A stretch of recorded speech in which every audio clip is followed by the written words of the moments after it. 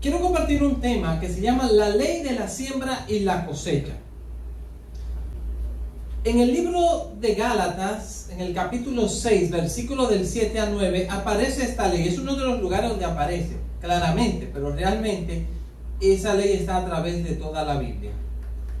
Constantemente estamos bajo esa ley, viviendo, tropezándonos con ella, respaldados por ella, viviendo las consecuencias también de lo que dicta esa ley. Por eso es muy importante que conozcamos esa ley para que podamos aprovechar los beneficios también que tiene.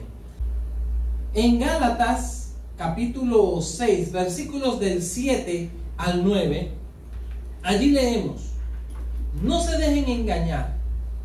Nadie puede burlarse de la justicia de Dios. Siempre se cosecha lo que se siembra. Los que viven solo para satisfacer los deseos de su propia naturaleza pecaminosa cosecharán de esa naturaleza destrucción y muerte. Pero los que viven para agradar al Espíritu, del Espíritu cosecharán vida eterna. Así que no nos cansemos de hacer el bien. A su debido tiempo cosecharemos numerosas bendiciones si no nos damos por vencidos. Muy bien, aquí vemos cómo primeramente nos da como una alerta este pasaje de la Biblia. No se dejen engañar. No se dejen engañar. Bueno, por supuesto, la Biblia le llama el engañador a Satanás. Pero sabemos que los cristianos tenemos varios enemigos. Uno de ellos es Satanás y sus demonios, por supuesto. Hay personas que dicen, no, que Satanás no existe. Inclusive hay cristianos que dicen eso. Resulta ser que la Biblia que nos habla de Dios, que nos habla de Jesucristo, que nos habla de la salvación, también menciona a Satanás. Y como he dicho en otras ocasiones, no hay peor enemigo que aquel que no sabemos que es nuestro enemigo, o que creemos que no existe. Entonces hay que estar pilas con eso. Entonces, el primero que quiere engañarnos es Satanás, por supuesto. Pero también la palabra de Dios nos enseña que otro enemigo que tenemos es el mundo, o sea, el sistema con que este planeta y la humanidad vive. Por ejemplo, ¿qué hace el mundo? Llama bueno a lo que Dios no reconoce como bueno. El mundo llama malo a lo que Dios reconoce como bueno. O sea, hay una contradicción entre el mundo y lo que dice Dios. Y por supuesto, ¿a quién le debemos hacer caso? A Dios. ¿No sería raro que usted que está buscando de Dios ahora empiece el mundo a criticarlo? Pero cuando usted estaba haciendo lo malo, estaba viviendo una vida que le hacía daño a usted, a su familia, a la sociedad, etc., el mundo no le decía nada. Quizás hasta lo celebraba. Eso es el mundo. El mundo no es nuestro aliado, es enemigo de nosotros los cristianos. Y más bien estamos llamados a rescatar a la gente del mundo. Cuando decimos del mundo, no se refiere que hay que sacarlo del planeta, como decía el Señor Jesucristo. Él decía más bien que lo que tenemos es que ser cuidados del mundo. No somos del mundo, pero vivimos en el mundo. Y en eso debemos de estar claros. El mundo es nuestro enemigo y va a querer engañarnos. ¿Quién más quiere engañarnos? Pues nosotros mismos. Eso se llamaría el autoengaño. Por ejemplo, de seguro que a usted le ha pasado lo siguiente, porque a mí sí me ha pasado. Que en algún momento dado quiero hacer algo, y entonces busco eso que quiero hacer, quizás no es lo que Dios me está diciendo en ese momento. Entonces, mi naturaleza pecaminosa busca razones para hacer eso. Eso es mi carne. Si yo me llevo de lo que quiere mi carne, mi naturaleza pecaminosa, voy a hacer muchas cosas que no son correctas. Por eso yo tengo que tener cuidado de aún no dejarme autoengañar. Entonces, ¿cómo hacemos? Bueno, ahí es cuando entra en juego Dios y su palabra. Yo debo aprender a seguir a Dios y su palabra, no lo que a mí me parece, por lo dicho anteriormente. Pero inclusive voy más allá. ¿Quién más muchas veces busca engañarnos? Miren, hijos de Dios, y tenemos que ser sinceros, hay veces que otros cristianos también quieren engañarnos. En la Biblia, por ejemplo, en 1 Corintios capítulo 2, del versículo 14 en adelante, hasta llegar al capítulo 3, versículos, por ejemplo, hasta el versículo 3, se nos habla de tres tipos de hombres. Se nos habla del no cristiano, que se le llama allí el hombre natural, pero también se habla del cristiano espiritual. El cristiano espiritual es aquella persona que está caminando derecho con el Señor, en otras palabras, en resumen. O sea, le está haciendo caso a Dios. No se deja engañar por sí mismo. No se está dejando engañar por el mundo, ni por Satanás, ni por otros cristianos, sino que está haciéndole caso a Dios y a su palabra. Pero aparece un tercer tipo de hombre en 1 Corintios 3, del 1 al 3. Y es el cristiano carnal. Es aquella persona que, habiendo recibido a Cristo, no está dando derecho delante de Dios y busca excusas para desobedecer a Dios. Y ese es aquel cristiano que le dice al creyente en Dios que está con las pilas puestas: ay, pero tú te la pasas orando. Y es cristiano él también, y anda criticando al cristiano que anda orando. Ah, pero tú te la pasas yendo a esas reuniones o viéndola por Facebook, pero ay, no exagere. Y lo tremendo es que es un cristiano que está haciendo eso. ¿Pero qué cristiano es ese? El cristiano carnal. Entonces tenemos que tener cuidado, porque el Señor nos dice en su palabra, a través del apóstol Pablo, que ese tipo de personas son aún más peligrosas que cualquiera de las otras. Porque el cristiano dice: bueno, pero él también es cristiano y quizás tiene razón y yo estoy exagerando, ¿verdad? Entonces ahí empezamos a bajar la guardia. No, yo tengo que hacerle caso es a lo que me dice Dios y su palabra. Entonces aquí se nos dice: no se dejen engañar. Nadie puede burlarse de la justicia de Dios. En las corridas de toros, por ejemplo, que realizan en lugares como España, en México, en Colombia, no sé si todavía, porque hay algunos lugares que ya la han suspendido por el abuso contra los animales, es eso donde está el torero, que sueltan el toro, bravo, y entonces lo dejan pasar y todo eso. Ahí hay un lugar dentro del círculo que hay en el centro donde están los toreros, que es una barra de madera, por ejemplo, y a esa barra le llaman el burladero. Que cuando hay algunas personas que están trabajando junto con el torero, que le hacen diferentes cosas al toro para que venga encima de ellos, y ellos se mandan corriendo y se meten detrás del burladero, entonces el toro pasa. O sea, como que se están burlando del toro. Dice allí: no pueden burlarse de la justicia de Dios. En otras palabras, no crea que la justicia le va a pasar por al lado, la justicia de Dios. Dios es un Dios de amor, pero Dios es también un Dios justo. La justicia de Dios va a castigar al culpable y va a bendecir al inocente o al que hace lo bueno. Nadie puede burlarse de la justicia de Dios. Vemos en este versículo 7, mejor dicho. Siempre se cosecha lo que se siembra. Fíjense que clara está allí la ley de la siembra y la cosecha. Siempre que se cosecha lo que se siembra. Si usted quiere cultivar rosas, usted no va a comprar semillas de girasol y va a sembrar semillas de girasol. Como que uno dice: ¿pero a quién se le ocurre?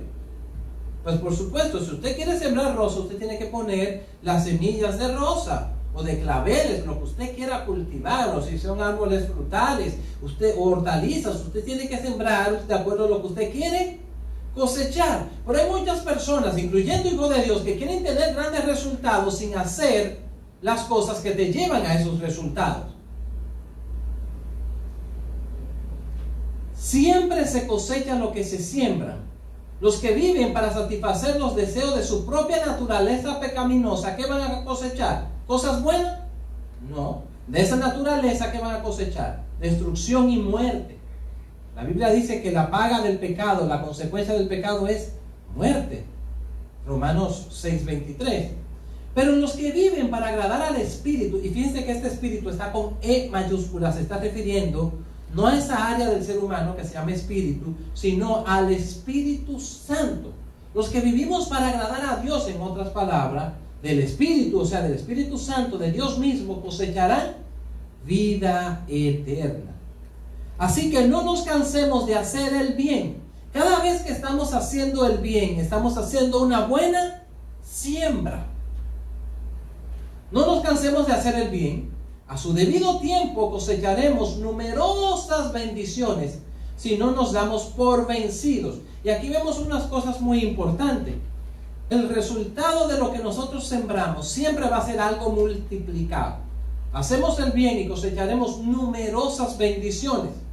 Pero aquí hay una clave también, si no nos damos por vencidos.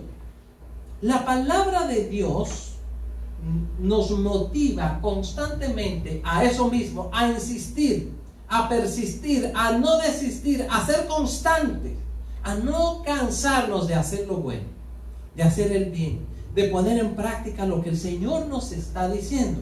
De ahí la importancia de que leamos la Biblia diariamente, de que oremos diariamente y de que nos congreguemos y vayamos creciendo en el Señor. Aprendamos más de Él, que tengamos tiempos de alabanza, etcétera, que nos reunamos con cristianos, porque eso nos va a ayudar a crecer, a que sepamos qué es lo bueno, para que entonces lo pongamos en práctica, para que insistamos y persistamos. Sigamos avanzando y vayamos a 2 de Timoteo, capítulo 2, versículos 1 y luego los versículos 4 al 6. Y allí miramos varias palabras claves que tienen que ver con la importancia de insistir y persistir. En el versículo 1 leo: tú pues, hijo mío, esfuérzate en la gracia que es en Cristo Jesús. Claramente el Señor, a través del apóstol Pablo, le está diciendo a su discípulo Timoteo y hoy en día a nosotros que nos esforcemos. Esfuérzate. En la palabra de Dios nunca se exalta la pereza, nunca se exalta la haraganería. Siempre Dios motiva a que nos esforcemos. Inclusive cuando iban a entrar a la conquista de la tierra prometida, Dios le dice a Josué, el líder de Israel en aquel tiempo: mira que te mando que te esfuerces y seas valiente. O sea, es para que tú en fe acciones. Yo te voy a respaldar, sí, pero tú tienes que accionar. Y seguimos viendo en los versículos ahora de 4 al 6 cómo Dios, a través del apóstol Pablo, nos coloca allí el ejemplo de 3 personajes que son personas que se tienen que esforzar, que tienen que ser disciplinados y constantes, si no, no van a alcanzar nada de éxito. Miremos, versículo 4. Ninguno que milita se enreda en los negocios de la vida a fin de agradar a aquel que lo tomó por soldado. ¿Cuál personaje aparece allí? El soldado, el militar. Ninguno que milita, ninguno que se enrola en el ejército se enreda en los negocios de la vida. ¿Por qué? Porque tiene que agradar al ejército al cual pertenece, a aquel que lo tomó por soldado. Miren, si hay una característica que tienen los soldados, es la disciplina, la obediencia. Es tan así que un soldado que sea desobediente, a su superior, hasta preso puede ir. Y en guerra, un soldado que sea desobediente inclusive puede ser fusilado por sus mismos compañeros. Porque el asunto en la guerra a veces es sumamente serio. Hay algunos soldados que son encarcelados por desobediencia. El soldado debe ser disciplinado. Por eso los soldados pasan por entrenamiento constantemente, y son entrenamientos muy rigurosos. Mientras el grupo de soldados es más de élite, más fuerte es el entrenamiento. No es lo mismo, el mismo entrenamiento que se le da a un soldado regular, por ejemplo en los Estados Unidos, a un marín regular, que cuando ya es un grupo de mayor élite. Por ejemplo, las fuerzas especiales necesitan un entrenamiento más fuerte, más riguroso. Y si aún dentro de todo esto del ejército de Estados Unidos pasamos a lo que son los SEAL, que son el grupo de más escogidos en asuntos militares, eso todavía tiene un entrenamiento mucho más fuerte y mucho más constante. Los soldados deben ser disciplinados. Imagínense usted en medio de una guerra, un soldado que sea perezoso. ¡Wow! Que lo pongan a que esté vigilando al enemigo o atento si viene algún ataque. Y él no dice: no, eso es demasiado trabajo, yo tengo sueño. Y se ponga a dormir. Y venga entonces el ejército enemigo y destruya a todos sus compañeros. Imagínense, solo por estar de perezoso. No, por eso es que en la guerra es muy fuerte con la disciplina, con el hecho de ser esforzado, con el hecho de ser valiente. Versículo 5. Y también el que lucha como atleta no es coronado, sino lucha legítimamente. Por supuesto, en los tiempos en que fue escrito este pasaje, en 2 de Timoteo, existían los soldados. El ejército romano, una característica que tenía era que era sumamente disciplinado y que era un ejército que se entrenaba constantemente. Pero también, ya en aquella época existían los juegos que hacían los romanos, que hacían primeramente los griegos. Ellos tenían esas olimpiadas, allá nacen las olimpiadas, y tenían esas competencias que luego los romanos también adquirieron eso de los griegos y hacían todos esos ejercicios, y uno de esos era la lucha. Hoy en día todavía hay un tipo de lucha que se practica, que se llama la lucha greco-romana. Por ejemplo, aquí en los Estados Unidos se practica eso en las universidades y en las olimpiadas también, la lucha greco-romana. Entonces se está refiriendo a ese tipo de atleta, y dice aquí entonces: el que lucha como atleta no es coronado, sino lucha legítimamente. Entonces el atleta es el segundo personaje. El atleta tiene que ser alguien disciplinado con su entrenamiento, con su cuidado físico y mental también. Los atletas de élite, o sea, de mayor nivel, son personas que se entrenan firme y fuertemente. Por ejemplo, aquellos que van a las olimpiadas, aquellos que están en equipos de fútbol que son de alto nivel, tienen que entrenarse fuertemente. Hay algunos atletas que solamente quieren basarse en el talento, pero si solamente se basan en el talento que tienen natural para ese deporte, no van a llegar tan lejos o no van a durar mucho tiempo en la élite del deporte. ¿Por qué? Porque también se necesita la disciplina, el esfuerzo, la constancia. El tercer personaje que aquí nos habla el Señor es el labrador. El labrador, para participar de los frutos, debe trabajar primero. Y aquí nuevamente vemos como en todo esto está la ley de la siembra y la cosecha. ¿Qué tiene que hacer el labrador si quiere recoger los frutos? Trabajar primero. ¿Qué tiene que hacer el atleta para alcanzar el éxito? Ser primeramente esforzado, valiente, disciplinado, entrenarse. Igualmente el militar. El labrador, para participar de los frutos, debe trabajar primero. Una característica que tiene el labrador o el agricultor es que para tener una buena cosecha, él sabe que primero tiene que preparar bien la tierra. Tiene que esperar el momento adecuado para poner la semilla. Y sobre todo también tiene que escoger una buena semilla y sembrar de acuerdo a lo que quiere cosechar. Luego, entonces, tiene que cuidar lo que ha sembrado. El labrador no es que siembra y se va y nunca vuelve. No, él le da seguimiento. Normalmente el agricultor va todos los días a su labranza y saca las hierbas malas, lo cuida de cualquier plaga de insecto o de moho, cualquier cosa que quiera dañar su cultivo. El labrador es alguien disciplinado que normalmente se levantan bien temprano para ir a su labranza. Aquí vemos esos tres tipos de personajes, que son personas entonces esforzadas, pues la palabra de Dios nos motiva a eso. ¿Qué es la ley de la siembra y la cosecha? En primer lugar, el diccionario define ley, porque cuando estamos hablando de ley no nos referimos a las leyes judiciales, como por ejemplo que violo una ley de tránsito, entonces un policía viene y me pone una multa. No nos referimos a ese tipo de ley, sino a la siguiente.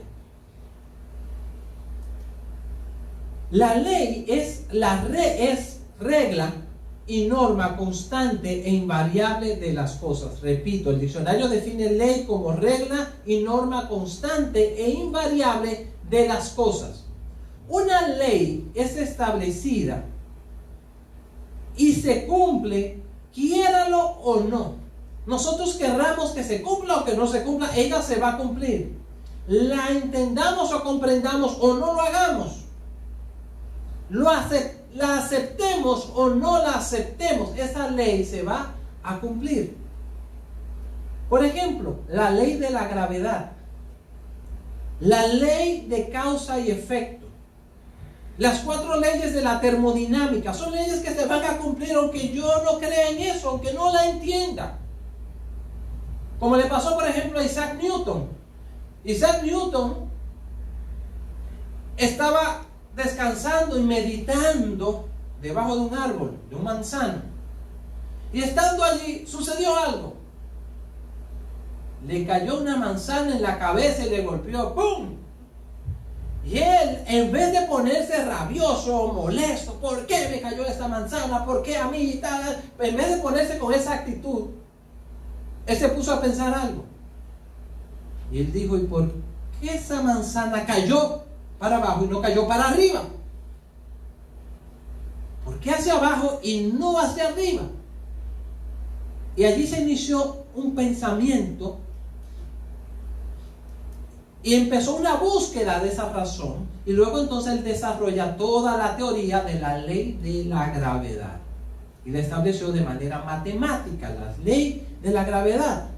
Entonces esa ley se cumple independientemente de que yo crea o no, igual que las otras leyes que mencioné. La ley de la siembra y la cosecha tiene que ver con el resultado de lo que hacemos, inclusive el resultado de lo que no hacemos, porque lo que no hacemos también trae resultados, como vamos a ver. Todo tiene consecuencia, todo tiene un resultado, todo tiene una cosecha. Recordemos que lo que se siembra se cosecha multiplicado. Ya sea que vayamos a tener una buena cosecha o una mala cosecha, todo depende de lo que sembramos. Por ejemplo, una persona haragana, una persona perezosa que no hace nada, ¿va a cosechar algo? Sí, va a cosechar. Algunos dicen, no, sí va a cosechar. ¿Sabe lo que va a cosechar? Nada. Esa es su cosecha. Como no hizo nada, va a cosechar nada. Y le van a venir sus necesidades. Le van a llegar las necesidades multiplicadas porque no está haciendo nada. Todo lo que hacemos o dejamos de hacer traen consecuencias. Pero esta ley de la siembra y la cosecha, que por cierto es una ley que la vemos claramente en el mundo natural, en el mundo físico, constantemente lo vemos. Pero también es una ley espiritual. ¿Dónde nace? Bueno, desde que Dios creó todas las cosas, esta ley fue establecida. Así como las demás leyes, como las leyes de la física que mencioné hace un rato. En Hebreos capítulo 1, versículo 13, la primera parte de este versículo, dice, el Hijo irradia la gloria de Dios y expresa el carácter mismo de Dios y sostiene todo con el gran poder de su palabra. El Hijo, cuando dice el Hijo, se está refiriendo a Dios Hijo. Fíjense que tiene la H en mayúscula. Se está refiriendo a Jesús. El Hijo irradia la gloria de Dios, claro, porque el Hijo es Dios hecho hombre. Y expresa el carácter mismo de Dios. Pero aquí está la clave de acuerdo a lo que estamos hablando. Y sostiene todo. O sea, todo lo creado es sostenido con el gran poder de su palabra. Fíjense, hoy en día está muy de moda que muchos cristianos digan lo siguiente, lo cual he visto, y dicen, yo declaro tal y tal cosa, y se ponen a declarar cosas por allí. Pero la pregunta es, ¿quién es usted para estar declarando eso? Si yo declaro algo por mí mismo, eso no tiene ningún valor. Bajémonos de esa nube y dejémonos de cuento, no nos dejemos engañar. Que yo diga algo por mí mismo, yo declaro tal cosa, eso no tiene ningún poder. Diferente es que yo diga, en el nombre de Jesucristo yo declaro, ya eso es otra cosa. Porque ya allí estoy hablando es en el respaldo, siempre y cuando lo que diga es de acuerdo a la voluntad de Dios. Estoy respaldado es por Jesucristo, porque mi palabra no tiene poder. La palabra de Dios sí tiene poder. Y cuando yo me baso en la palabra de Dios, en lo que dice Dios, entonces ahí sí hay poder. En la Biblia hay un ejemplo, por cierto, en el libro de los Hechos, en el cual había una persona que estaba endemoniada. Y vienen unos que habían escuchado acerca del apóstol Pablo y quizá lo habían visto a Pablo haciendo diferentes cosas, y le dicen a los demonios que están en ese endemoniado, le dicen: en el nombre de Jesús, el que predica Pablo, te ordenamos que te vayas de esta persona. O sea, reprenden al demonio que estaba en la persona endemoniada. Pero estas personas que estaban haciendo esto ni cristianos eran, sino que dicen: en el nombre de Jesús, el que predica Pablo. Y dice la Biblia que los demonios, a través del endemoniado, le dicen lo siguiente: a Jesús conocemos y Pablo sabemos quién es, pero ustedes quiénes son. Y dice que el endemoniado le dio una golpiza a esos hombres, que la Biblia dice que eran hijos de un tal Esceva. ¿Cuál era el problema? Que ellos estaban hablando sin poder, porque estaban basados en sí mismos. Diferente era como cuando el apóstol Pablo decía: en el nombre de Jesucristo tal cosa. Y ahí los endemoniados eran liberados, los enfermos eran sanados, etc. Pero no en nuestro propio poder, porque así es. Dios sustenta todas las cosas con su palabra.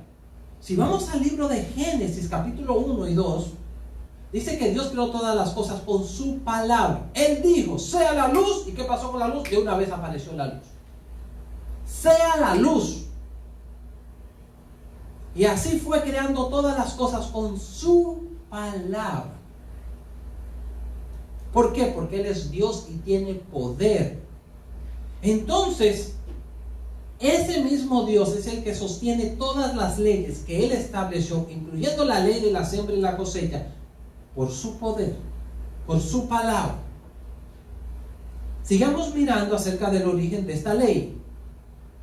En Génesis, capítulo 1, versículo 12 y 29, allí leemos: produjo pues la tierra hierba verde, hierba que da semilla según su naturaleza, y árbol que da fruto cuya semilla está en él, según su género, y vio Dios que era bueno. Miremos allí. Y aquí vemos cómo la ley de la siembra y la cosecha está establecida, la vemos obrando. La hierba produce semillas según su naturaleza. Por ejemplo, una hierba como el arroz va a producir de acuerdo a la semilla que se plantó. Si siembra una semilla de arroz, va a crecer una matita, una hierba de arroz que va a dar fruto de arroz, va a dar espiga con arroz. Si se siembra una semilla de trigo, que es otro tipo de hierba, va a producir trigo. Si se siembra una semilla de maíz, que el maíz también es un tipo de hierba, va a producir ya los choclos, las mazorcas de maíz, como usted le llame. Va a producir maíz. O sea, cada hierba va a producir semillas según lo que es. Nuevamente, la ley de la siembra y la cosecha. Si sembramos una semilla de maíz, va a crecer una planta de maíz que no va a dar una sola semilla de maíz, va a dar diferentes mazorcas o choclo, como usted le llame, y donde hay muchas semillas de maíz. O sea, todo lo que se siembra se cosecha luego multiplicados, y aquí lo vemos. En el versículo 29, y dijo Dios: he aquí que os he dado planta que da semilla, que está sobre toda la tierra, y todo árbol en el cual hay fruto que da semilla os serán para comer. Nuevamente vemos que los árboles van a dar fruto, la hierba van a dar semillas, etc. Dios reafirma esta ley luego del diluvio. Cuando Dios envía el diluvio universal y destruye a la raza humana, solamente se salvan Noé y su familia, esos 8. Luego de eso, Dios hace un pacto con Noé. En ese pacto, Dios básicamente ratifica el pacto que había hecho con Adán, el pacto adámico. Y entre las diferentes cláusulas o cosas que tiene ese pacto, vemos que Dios le dice a Noé, Génesis 8:22, mientras la tierra permanezca, habrá cultivos y cosecha. Aquí está. Continúa eso. Habrá cultivos y cosechas, frío y calor, verano e invierno, día y noche. Dios sigue ratificando aquel pacto adámico. Ahora vamos a mirar esta ley actuando, aunque ya hemos puesto algunos ejemplos, pero vamos a ir directamente a la Biblia. Vamos a ver el caso de esta ley actuando de manera negativa. Sembraron vientos, estoy en Oseas capítulo 8, versículo 7. Sembraron vientos y cosecharon torbellinos. Los tallos de grano se marchitan y no se producen nada para comer, y aun si hubiera grano, lo comerían los extranjeros. ¿Por qué está hablando de esto? Bueno, porque el pueblo de Israel en ese tiempo había hecho lo malo, se había alejado del Señor, entonces habían hecho una mala siembra y iban a tener una mala cosecha aún en sus cultivos físicos de alimento. Pero fíjense esta primera parte. Sembraron vientos. ¿Y qué van a cosechar? Dice torbellino. Todos sabemos lo que es un viento. Por ejemplo, si uno hace así, o pone un ventilador, un abanico, como usted le diga, y ese fresco, esa brisa que se mueve, ese es el viento. Pero el torbellino es un viento huracanado, ya sea un tornado, o sea un huracán. Categoría 1, 2, 3, 4, 5, una tormenta tropical. Esos son torbellinos. ¿Sí ven? Sembraron vientos. ¿Y qué cosechan? Torbellinos. El torbellino es un viento poderoso. Como lo que se siembra se cosecha multiplicado. En este caso es una mala siembra, por lo tanto hay una mala cosecha, porque un tornado, un huracán, lo que trae es destrucción. ¿Ven? Vemos aquí esta ley actuando, en este caso, como les decía, en lo negativo.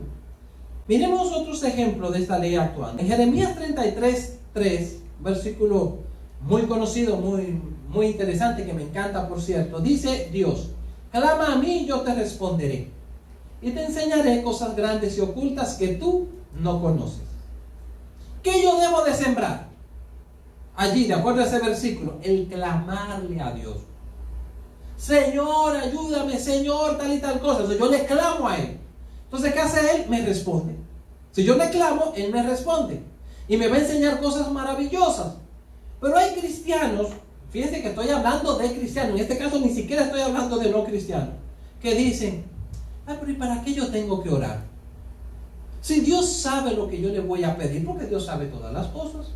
Entonces, ¿para qué yo tengo que orar? Entonces, ahí viene el versículo que hablábamos en un principio de Gálatas, cuando dice: no se dejen engañar. Yo no me debo dejar engañar ni siquiera por mí mismo, ¿verdad? Sino que más bien debo tener en cuenta lo que me dice el Señor. Debo de clamarle a Él y dejar la ganería y la pereza, porque la Biblia me habla de orar. Me dice orar sin cesar. Jesucristo nos pone varios ejemplos con respecto a eso. Inclusive hay una parábola sobre la viuda del juez injusto, donde esta parábola es para motivarnos a orar constantemente, ¿no? Y no desmayar. Entonces, yo debo de dejar de lado esa laganería y clamarle a Dios, porque el que no clama no va a recibir. Clama a mí y yo te responderé. Ahí está bien claro. Yo siembro clamor y voy a obtener respuesta de Dios. Sigamos avanzando. Miremos también Deuteronomio 28, versículos 1 y 2. Inicia con un llamado sí condicional. Si obedeces al Señor tu Dios en todo y cumples cuidadosamente sus mandatos que te entrego hoy, el Señor tu Dios te pondrá por encima de todas las demás naciones del mundo. Si obedeces al Señor tu Dios, recibirás las siguientes bendiciones. Aquí hay algo clave: si obedezco al Señor. Si obedezco al Señor en todo lo que Él me está diciendo y cumplo cuidadosamente sus mandatos, el Señor, que por ejemplo en ese momento estaba entregando a Moisés la ley, los mandatos del Señor, si pongo por obra lo que Dios me dice, entonces todas esas bendiciones van a venir sobre mí. Y menciona algunas. El Señor te pondrá por encima de todas las demás naciones del mundo. Pero hay una clave: si obedezco. O sea, si yo siembro obediencia a Dios, voy a tener grandes resultados. E inclusive yo les motivo a ustedes a que no solamente lean este pasaje, sino que leamos hasta el versículo 14, porque allí están las bendiciones.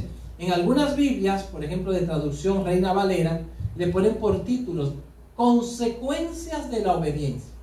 Si obedecemos al Señor, vienen todas esas bendiciones que aparecen allí. Que estaremos arriba, nunca debajo, seremos bendecidos en nuestro salir, en nuestro entrar, en nuestro acostar, en nuestro levantarnos. Dios bendecirá el fruto del vientre, bendecirá nuestros trabajos, nuestras posesiones. Y habla de muchísimas bendiciones muy especiales y maravillosas, pero que todo eso inicia con obedecer lo que el Señor nos dice. ¿Qué yo debo de sembrar entonces? Obediencia, y cosecharé lo otro. Y por cierto, en ese mismo capítulo 28 se nos habla más adelante las consecuencias de la desobediencia. Si yo lo que siembro es desobediencia al Señor, ¿qué voy a cosechar? Buenas cosas. No. Si usted no lee el pasaje, se va a dar cuenta de cómo empiezan a surgir diferentes cosas negativas para aquel que siembra desobediencia al Señor. Ahí mismo en Deuteronomio 28. Miremos el caso del Señor Jesucristo. Vamos a mirar la profecía de Isaías 53 del 4 al 7 que tiene que ver con la obra salvadora que hace Jesús en favor de la humanidad. Voy a leer los versículos del 4 al 7 de Isaías 53 y enfoquémonos en lo que hizo Jesucristo en la cruz del Calvario. Voy a leer. Ciertamente llevó Él nuestras enfermedades y sufrió nuestros dolores. Y nosotros le tuvimos por azotado, por herido de Dios y abatido. Mas Él, herido, fue por nuestras rebeliones, molido por nuestros pecados. El castigo de nuestra paz fue sobre Él, y por su llaga fuimos nosotros curados. Todos nosotros nos descarriamos como ovejas, cada cual se apartó por su camino. Mas Jehová cargó en él el pecado de todos nosotros. Angustiado él y afligido, no abrió su boca. Como cordero fue llevado al matadero, y como oveja delante de sus trasquiladores enmudeció y no abrió su boca. Aquí vemos en estos versículos cómo se nos habla lo que sembró Jesús. ¿Qué sembró Jesucristo? Dios Hijo, Dios hecho hombre. Él sembró su muerte en la cruz, su sacrificio, su padecimiento, el derramamiento de toda su sangre, de su vida. ¿Y qué cosechó? Bueno, aquí mismo vemos que cosechó para nosotros bendiciones como perdón de los pecados, sanidades físicas y emocionales, a nivel espiritual también, salvación, etcétera. Diferentes cosas allí cosechó en favor nuestro. Pero hay otras cosas que Él cosechó para Él. Y esas cosas que Él cosecha para Él, vamos a mirar un poco más adelante en el mismo Isaías 53, pero ahora los versículos del 10 al 12. Formaba parte del buen plan del Señor aplastarlo y causarle dolor. ¿A quién? A Dios Hijo. Todo fue parte del plan de Dios. No fue Satanás que logró que Jesucristo muriera en la cruz. Fue una victoria de Satanás. No, Señor. Todo fue parte del plan de Dios. Sigue diciendo. Sin embargo, cuando su vida sea entregada en ofrenda por el pecado, tendrá muchos descendientes. Primer resultado en favor de Él mismo. ¿Qué va a tener Él? Muchos descendientes. Y me llama la atención que a Jesucristo se le llama el unigénito del Padre. Pero ya luego vemos que Dios no solamente va a tener un solo hijo, como resultado de la obra de Cristo vamos a ser millones los hijos de Dios, porque todo aquel que recibe a Cristo pasa a ser hijo de Dios. Vemos como el Padre entregó a un hijo y está cosechando millones de hijos. Lo que cosechamos siempre va a ser multiplicado con relación a lo que sembramos. Tendrá muchos descendientes. Disfrutará de una larga vida y en sus manos el buen plan del Señor prosperará. Cuando vea todo lo que se logró mediante su angustia, quedará satisfecho. Y a causa de lo que sufrió mi siervo justo, hará posible que muchos sean contados entre los justos. ¿Quiénes? todo aquel que recibe a Cristo es contado a partir de ese momento entre los justos. No por nuestra propia justicia, sino por la de Él. Él es el que nos hace justo. Él es el que nos justifica. Porque Él cargará con todos los pecados de ellos. Yo le rendiré los honores. Otro resultado, ¿qué va a hacer? Él va a ser honrado. De los honores de un soldado victorioso, porque se expuso a la muerte, fue contado entre los rebeldes, cargó con los pecados de muchos e intercedió por los transgresores.